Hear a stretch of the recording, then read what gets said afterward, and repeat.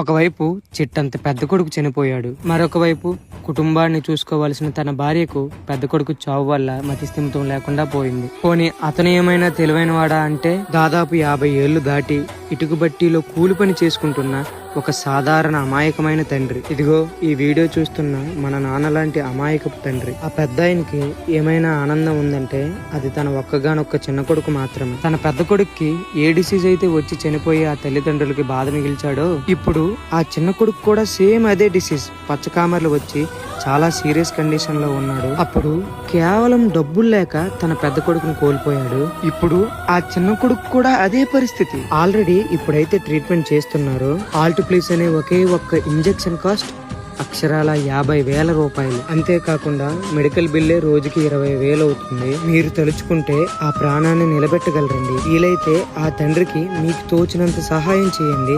ఒకవేళ మీరు